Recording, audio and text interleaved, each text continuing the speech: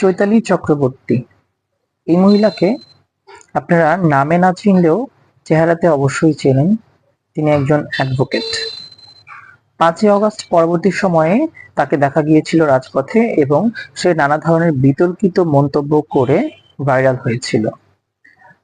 ঠিক এই মহিলাই আবার গতকালকে বাংলাদেশ ভেঙে হিন্দুদের জন্য নতুন একটি প্রদেশ করার কথা বলেছে এবং বাংলাদেশের মুসলমানদেরকে চ্যালেঞ্জ ছুড়ে দিয়েছে।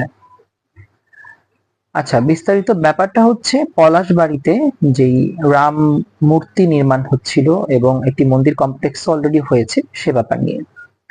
তো সেখানে মন্দির নির্মাণ নিয়ে কিন্তু কোনো মানুষ দ্বিমত করেনি বা সেটা বিরোধিতা করেনি। বিরোধিতা করেছে বিশাল আকারে রাম মূর্তি নির্মাণ নিয়ে। এবার সেটার জন্যই তারা নানাভাবে প্রতিবাদ করছে।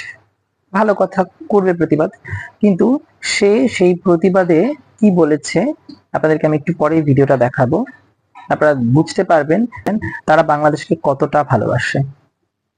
তিনি সেই ভিডিওতে বলছেন যে তারা আলাদা একটা প্রদেশ করবেন হিন্দুদের জন্য, দরকার হলে বাহিরের মানবাধিকার সংস্থাগুলোকেও তিনি বাংলাদেশে ডেকে আনবেন হিন্দুদের যে সুরক্ষা এগুলো নিশ্চিত করার জন্য। কেন, বাংলাদেশে কি গণহত্যা চলছে? বাংলাদেশে কি হিন্দুদের উপর কোনো জেনোসাইড চলছে নাকি যে আপনি বাহিরের মানবাধিকার সংস্থাগুলোকে ডেকে আনবেন? আর নতুন একটা প্রদেশ করার কথা কোত্থেকে আসছে, কেন আসছে? বাংলাদেশের প্রত্যেকটা জেলাতেই হিন্দু মুসলিম বৌদ্ধ খ্রিস্টান যারা আছে সবাই থাকবে, এখানে কেউ তো আলাদা কিছু নয়, প্রত্যেকেই বাংলাদেশি, প্রত্যেকেই বাংলাদেশে থাকবে। তা আপনি আলাদা প্রদেশ করার কথা কেন বললেন? এর জবাব অবশ্যই চৈতালি চক্রবর্তীকে দিতে হবে। তো এটা কিন্তু স্পষ্টতই দেশদ্রোহিতা।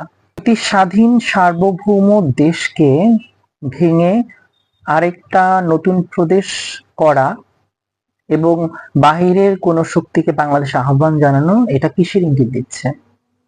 দ্যাট মিনস উনি চান না বাংলাদেশ অখণ্ড থাকুক। আসলে মূল ব্যাপারটা কি?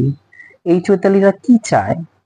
চৈতালিরা স্পষ্ট করে কেন বলছে না? তারা চায় বাংলাদেশের ওই যে রংপুর বিভাগ, যেটাকে তারা বলে আসছে যে তারা আলাদা করে তাদের চিকেন স্ন্যাক বড় করতে চায়, ব্যাপারটা সেটাই।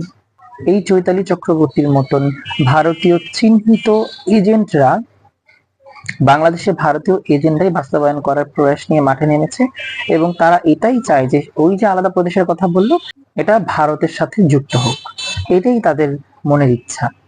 তো আপনারা সরাসরি বলেই ফেলুন না, আপনাদের যে প্রিয় দল বিজেপি, তাদের যারা লোকজন তারা তো এমনি বলেইছেন যে তারা চিকেন স্ন্যাক বড় করবে, রংপুর বিভাগকে দখল করবে। আপনারা তো সেটাই চান, আপনাদের কথাও সেটা স্পষ্ট, সেটা স্পষ্ট করে বলুন। আর যদি আপনি সেটা স্পষ্ট করে না বলেন তাহলে দেশের মানুষের সামনে আপনি অবশ্যই ক্ষমা চাইবেন এবং আপনার কথার ব্যাখ্যা আপনি দেবেন। বাংলাদেশের অখণ্ডতা এবং সার্বভৌম থেকে চ্যালেঞ্জ ছুড়ে দিয়ে আপনি আইনত অপরাধ করেছেন, আপনি দেশদ্রোহিতা করেছেন চৈতালি চক্রবর্তী। আর এই জন্য অবশ্যই চৈতালি চক্রবর্তীর বিরুদ্ধে রাষ্ট্রদ্রোহের মামলা হওয়া উচিত এবং তার থেকে জবাবদিহিতা নেওয়া এখন বাঞ্ছনীয়। চলুন আমরা তার ভিডিওটা দেখি সে কি বলেছিল। আপনি কোথাকার হরিদাস পাল যে আপনাকে এই কৈফিয়ত দিতে হবে?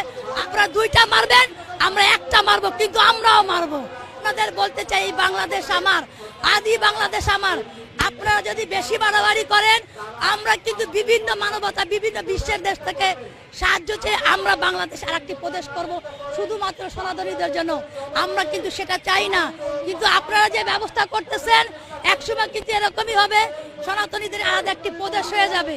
তাই বলতে চাচ্ছি এখনো ভালোই অতীতে যেরকম আমরা হিন্দু মুসলিম খ্রিস্টান বৌদ্ধ মিলে একত্রিত থাকতাম, এখনো আমরা থাকতে চাই।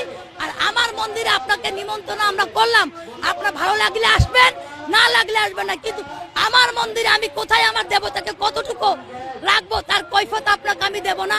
আপনার হরিদাস পালকে আমরা গণনা করি না।